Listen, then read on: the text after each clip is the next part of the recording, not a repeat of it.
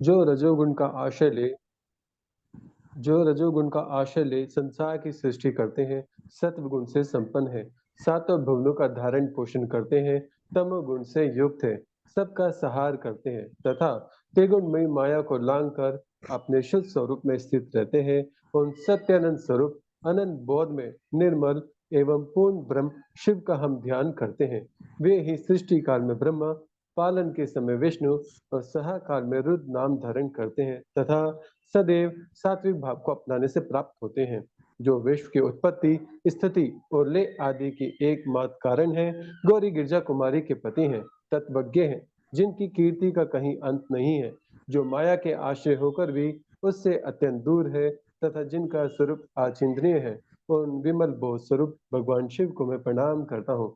मैं स्वभाव से ही उन अनादि शांत स्वरूपा एकमात्र पुरुषोत्तम शिव की वंदना करता हूँ, जो अपनी माया से इस संपूर्ण विश्व की सृष्टि करके आकाश की भांति इसके भीतर और बाहर भी स्थित है। जैसे लोहा चुंबक से आकृष्ट होकर उसके पास ही लटका रहता है, उसी प्रकार यह सारा जगत सदा सब और जिसके आसपास ही भ्रमण करते हैं, जिन्होंने अपने से ही इस प्रपंच को रचने की विधि बताई थी, जो सबके भीतर अंतर्यामी रूप से विराजमान है तथा जिनका स्वरूप अत्यंत गुण है, उन भगवान शिव की मैं सादर वंदना करता हूँ। प्रत्येक जन्म में मेरी शिव में भक्ति हो, शिव में भक्ति हो, शिव में भक्ति हो। दूसरा कोई मुझे शरण देने वाला नहीं। महादेव आप ही मेरे लिए शरण दाता है। तो शंकर भगवान की जय। वृषदष्टम नित्य कालकंठ मरिद्मम सहस कर्मप्युग्र वंदे शंभु उमापतिम। सौराष्ट्र में सोमनाथ, श्रीशैल में मल्लिकार्जुन, उज्जैनी में महाकाल, ओमकारेश्वर में परमेश्वर, हिमालय के शिखर पर केदार, डाकिनी में भीमाशंकर, वाराणसी में विश्वनाथ, गोदावरी के तट पर त्र्यंबकम, चिताभूमि में वैद्यनाथ, द्वारकावन में नागेश, श्वेतवन में रामेश्वर तथा शिवालय में घुश्मेश्वर। तो शंकर भगवान की जय। प्रभु आप निष्कल रूप है, आपको नमस्कार है। आप निष्कल तेज से प्रकाशित होते हैं, आपको नमस्कार है। आप सबके स्वामी हैं, आपको नमस्कार है। आप परमात्मा को नमस्कार है। आत्मा सकल स्वरूप आप महेश्वर को नमस्कार है। आप प्रणव के वाच्यार्थ हैं, आपको नमस्कार है। आप प्रणव लिंग वाले हैं, आपको नमस्कार है। सृष्टि पालन सहा और तिरुभाव अनुग्रह करने वाले आपको नमस्कार है। आपके पांच मुख हैं, आप परमेश्वर को नमस्कार है। आपके सब आत्मा है, ब्रह्म है, आपकी गुण और शक्तियां अनंत है, आपको नमस्कार है। आपके सकल और निष्कल दो रूप हैं, आप सदगुरु एवं शंभु हैं, आपको नमस्कार है। वो शंकर भगवान की जय। सृष्टि खंड पीछे मैंने सुनाया था, जिसमें नारद जी ने विष्णु जी को श्राप दिया। तो जब उनके ऊपर से माया हटी और नारद जी ने विष्णु जी से क्षमा प्रार्थना की, याचना करी, तब विष्णु जी ने उन्हें ब्रह्मा जी के पास भेजा और उनसे कहा कि तुम शिव तत्व की प्राप्ति के लिए उनसे प्रार्थना कीजिए। तो जब नारद जी ब्रह्मा जी के पास गए और शिव तत्व के बारे में उन्होंने वार्ता पूछी, तो सबसे पहले शिव तत्व के लिए उन्होंने सृष्टि खंड का आरंभ किया। उन्होंने बताया, जिस समय जगत की सृष्टि से पूर्व सर्वत्र अंधकार ही अंधकार था, ना सूर्य था, ना चंद्रमा, ना ही ग्रह और नक्षत्रों का पता था, ना दिन होता था और ना रात, अग्नि पृथ्वी वायु जल और दिशा कुछ भी नहीं था। उस समय सिर्फ एकमात्र सत्य शेष था, जिसे योगी जन अपने हृदय काश के भीतर देखते हैं। वह सत्य ज्ञान स्वरूप अनंत परमानंद में परम ज्योति स्वरूप निर्विकार निराकार सर्वव्यापी पर ब्रह्म स्वयं शिव है, जो ज्योति रूप में विद्यमान है। तब उनका निराकार परमात्मा ने अपनी लीला शक्ति से अपने लिए एक आकार की कल्पना करी, मतलब अपने लिए एक शरीर रूप की कल्पना करी।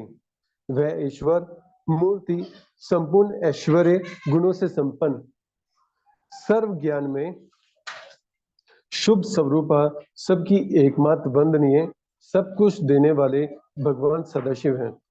प्राचीन विद्वान उन्हीं को ईश्वर कहते हैं। उन सदाशिव ने अपने विग्रह से स्वयं के लिए एक स्वरूप भूता शक्ति की सृष्टि करी, जो उनके श्री अंगों से कभी अलग होने वाली नहीं थी।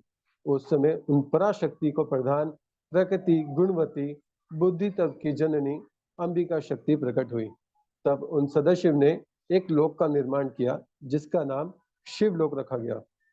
वह अपनी वह प्रिया और प्रियतम अर्थात शिव और शक्ति उस मनोरम क्षेत्र में निवास करने लगे। एक समय शिवा और शिव के मन में यह इच्छा प्रकट हुई कि किसी दूसरे पुरुष की भी सृष्टि करनी चाहिए, जो इस सृष्टि संचालन का महान कार्य है वो स्वयं देखे और हम अपना आनंद वन में घूमें। तब परमेश्वर शिव ने अपने वाम भाग में अमृत मल दिया और वहां से एक पुरुष प्रकट हुआ। वह पुरुष अत्यंत मनोहर और परमेश्वर को प्रणाम करके वहां खड़े होके हाथ जोड़े खड़े हुए और कहा, स्वामी मेरा नाम बताइए और मुझे आज्ञा दीजिए। उस समय उनको व्याप्त देखकर शिवजी ने हंसते हुए कहा कि तुम इस समय व्याप्त हो रहे हो, जिस वजह से तुम्हारा नाम अभी विष्णु रखा जाता है और इसके अलावा तुम्हारे और भी कई नाम होंगे जो सभी को उत्तम फल प्रदान करने वाले होंगे। अभी तुम एक कार्य करो, उत्तम तप करो, क्योंकि वही समस्त कार्यों का साधन है। ये स्वयं शिवजी ने विष्णु जी को बताया है कि समस्त कार्यों का साधन सिर्फ एक तपस्या ही है। तब शिवजी ने श्वास मार्ग से श्री विष्णु जी को सभी वेदों का ज्ञान प्रदान किया। तब विष्णु जी ने कहा, हे प्रभु मुझे तप करने के लिए कोई स्थान दीजिए। तब शिवजी ने एक 5 कोस का नगर बनाया और उस नगर में एक शिवलिंग दिया और वहां पे एक स्थान प्रदान किया कि तुम यहाँ पे पूजन करो। 5 कोस होने के कारण उसका नाम काशी भी रखा गया और वह सुंदर काशी नगरी शिव जी की राजधानी भी घोषित कर दी गई। तब शिव जी और उनके गण वहां से अंतर ध्यान हुए और वहां पर विष्णु जी ने कई हजार वर्षों तक तपस्या करी। फल स्वरूप तपस्या करते करते शिव विष्णु जी के अंगों से जल धाराएं बहने लगी और ये सारा जगत जल से परिपूर्ण हो गया। उसी जल में जब विष्णु जी थक गए तपस्या करते करते तो उन्होंने वहां पे शयन किया और शयन करने के कारण वहां पे उनका नाम नारायण प्रसिद्ध हुआ। जब नारायण देव वहां पे शयन कर रहे थे तो शिव जी की माया से ही उनकी नाभि से एक कमल प्रकट हुआ और वहां पर और भी सभी तत्वों के उत्पत्ति हुई। तत्वों के नाम, प्रकृति से महतत्व उत्पन्न हुआ।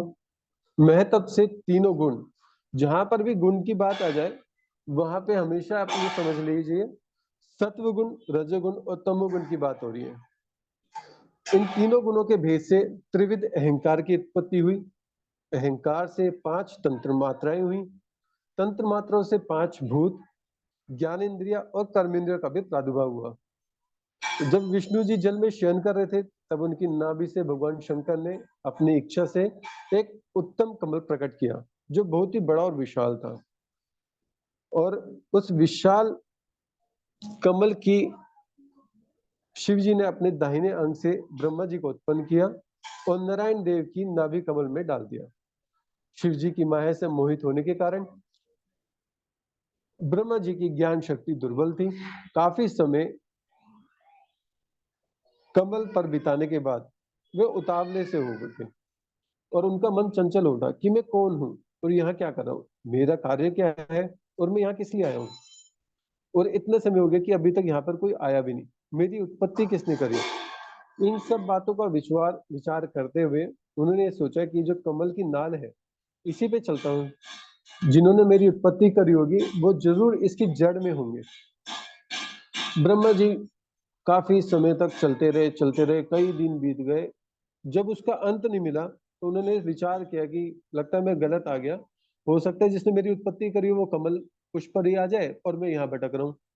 तो उन्होंने वापिस चलते गए। वापिस चलते चलते इनको पहले से डबल टाइम लग गया लेकिन वो फिर भी कमल तक ना पहुंच पाए।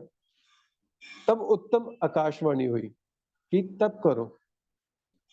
तब उन्होंने अपने पिता के दर्शन की इच्छा से 12 वर्षों तक घोर तपस्या करी। तो विष्णु जी ने अपना दर्शन दिया और थोड़ी बातचीत होने के बाद आपस में विवाद छिड़ गया। आपस में विवाद छिड़ते समय उसी समय दोनों के बीच में एक अग्नि स्तंभ ज्योतिर्मय प्रकट हुआ। वो ज्योतिर्मय इतना बड़ा था और इतना गहरा था जिसकी कोई सीमा नहीं थी। तब ब्रह्मा जी और विष्णु जी ने विचार किया कि इसका और छोर पता लगाते हैं। तब विष्णु जी नीचे की ओर गए और ब्रह्मा जी ऊपर की ओर गए। काफी ऊपर और नीचे जाने के बाद जब कुछ नहीं पता लगा, वापस आए और जब कुछ ना समझ पाए कि ये क्या है, तो उन्होंने ये समझ लिया कि साक्षात ईश्वर ही है, अग्निस्तंभ ईश्वर ही है। उनको प्रणाम किया और प्रणाम करते हुए स्तुति करी, हे महाप्रभु, आपके स्वरूप को हम नहीं जानते, आप जो भी है, जो भी क्यों ना हो, आपको हमारा नमस्कार है और आप शीघ्र ही हमें अपने यथार्थ रूप का दर्शन दीजिए। कई सौ वर्षों तक निरंतर नमस्कार और प्रणाम करते रहे और मन में बस एक ही अभिलाषा रखी कि हे ज्योतिर्लिंग रूप, कृपया कर अपना दर्शन प्रदान कीजिए और प्रत्यक्ष दर्शन दीजिए। तब प्रभु ने दया दिखाते हुए ओम शब्द रूप नाद का प्रकट किया। ओम शब्द वहां पे दृष्टिगोचर हुआ, जिसमें उत्तर भाग में आकार, मध्य भाग में उकार और अंत में ओम नाद का साक्षात दर्शन किया। इस शब्द को यथार्थ रूप और अर्थ ना समझ पा जाने के कारण दोनों परेशान हुए, विष्णु जी ब्रह्मा जी, कि ये शब्द क्या है, इसका अर्थ क्या है। तभी उनके सामने एक ऋषि प्रकट हुए। ऋषि प्रकट हुए और उन्होंने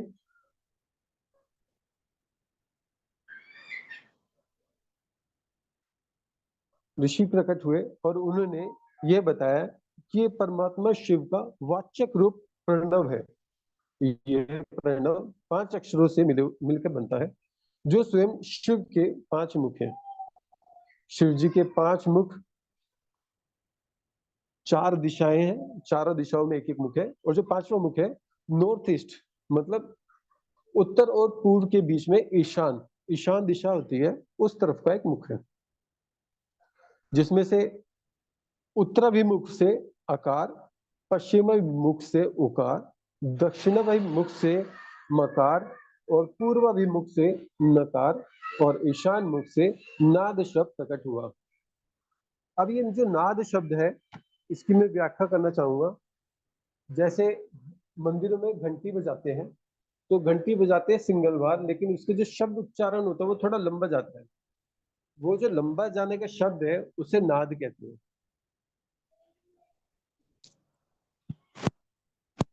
इसके बाद उन मुनि ने आगे बताते हुए कहा,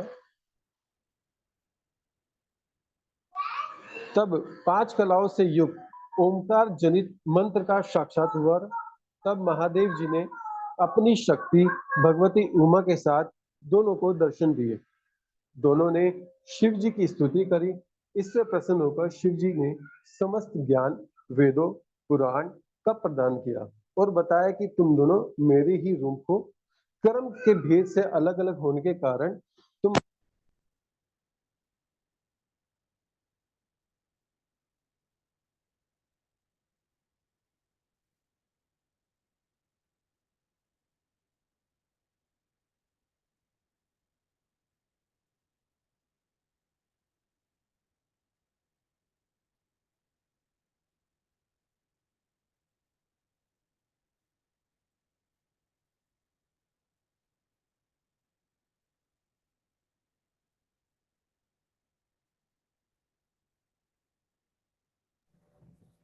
आवाज नहीं आ रही गगन जी।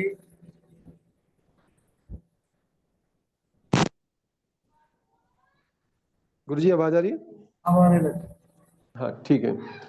तभी शिव जी क्या नाम है, जब उस समय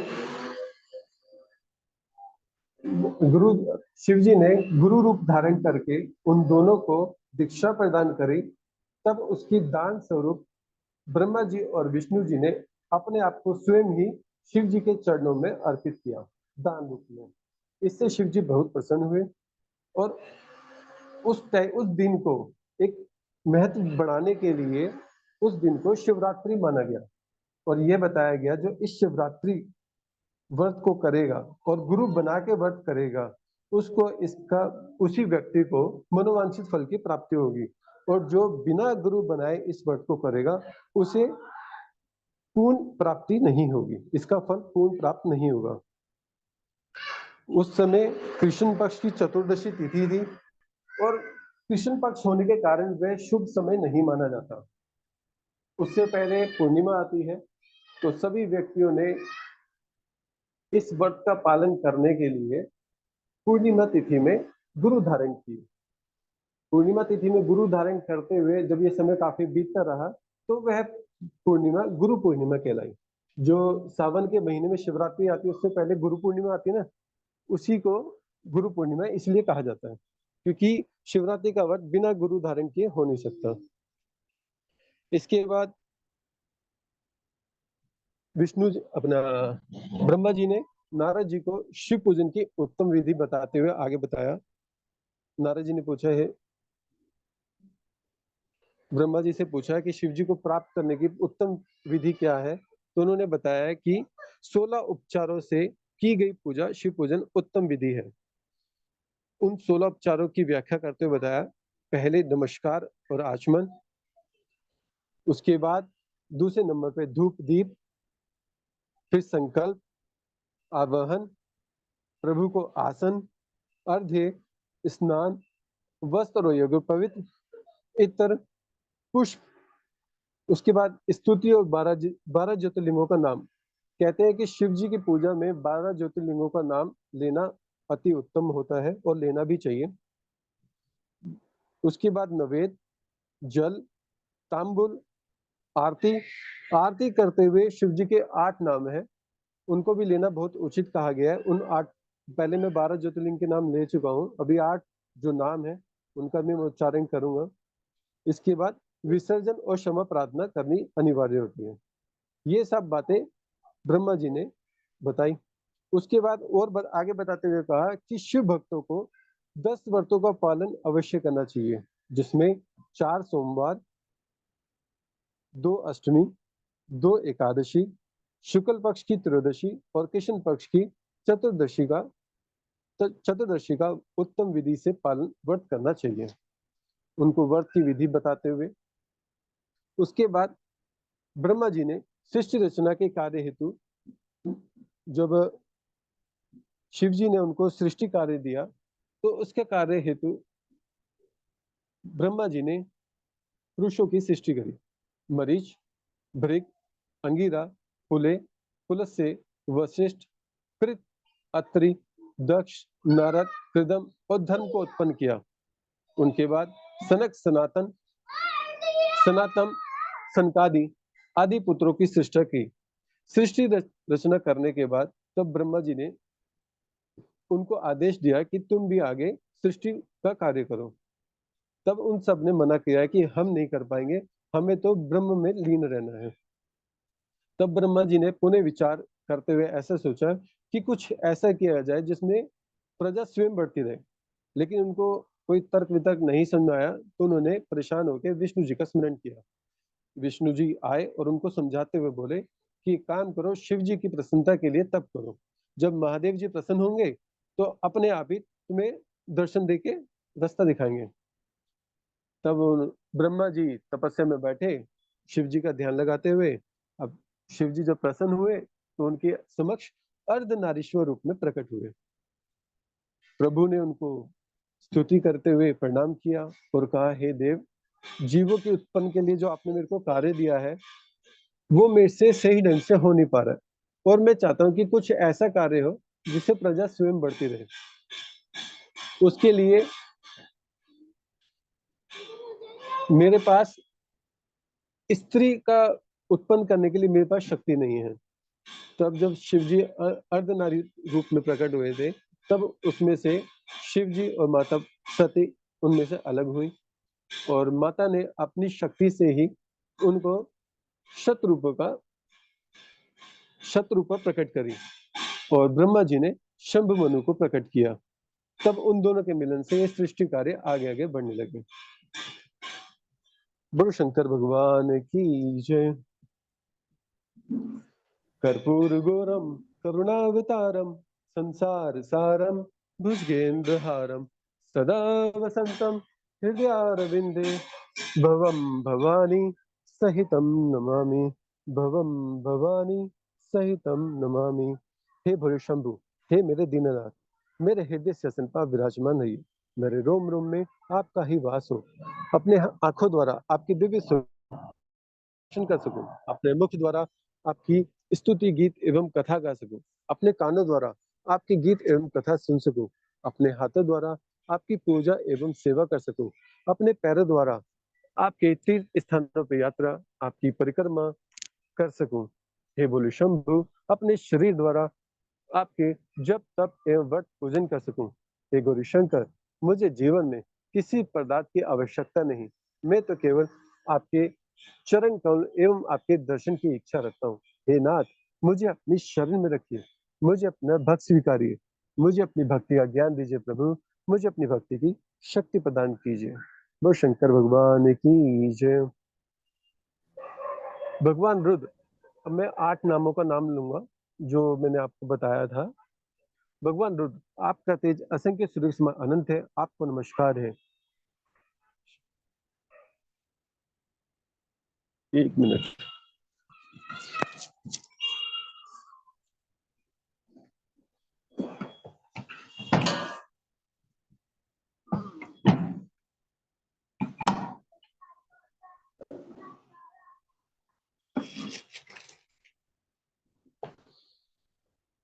भगवान रुद्र, आपका तेज असंख्य सूर्य में अनंत है, आपको नमस्कार है। रस स्वरूप और जल में विग्र वाले आप भव देवता को नमस्कार है।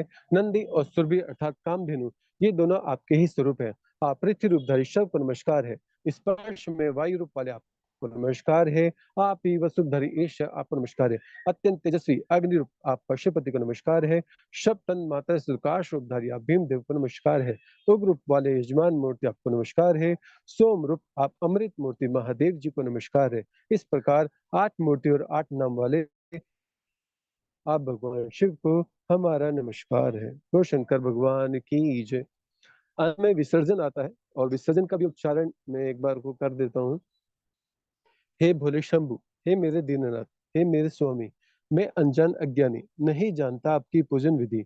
अगर मुझसे कोई भूल चूक या अपराध हुआ हो तो कृपया कर उसे क्षमा करे।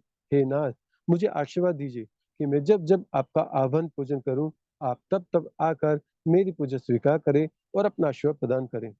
ब्राह्मणों के प्रति कभी मेरे मन में द्वेष ना हो, मैं सदा द्विजों का पूजन करता रहूं, मेरे माता पिता सदा मुझसे संतुष्ट रहे, मैं जहां कहीं भी जाऊं समस्त प्राणियों के प्रति मेरे हृदय में अनुकूल भाव रहे।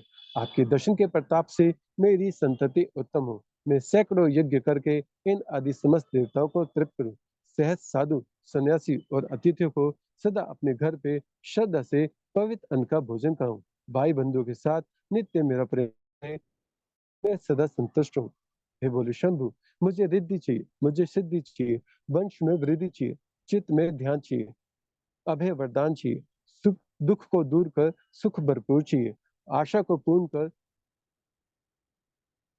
सजन से जो हित मिले, कुटुंब में प्रीति चाहिए, जग में जीत चाहिए, माया से दूरी चाहिए, साया चाहिए और निरोगी काया चाहिए, मान चाहिए, सम्मान चाहिए, सुख समृद्धि और ज्ञान चाहिए, शक्ति चाहिए और भक्ति भरपूर चाहिए। बोलो शंकर भगवान की जय। बोलो मेरे गुरु महाराज की जय। गुरु जी प्रणाम। बहुत बढ़िया गगन जी, बहुत अच्छा। बहुत आनंद आया। अब हमारे डॉक्टर साहब बोलेंगे।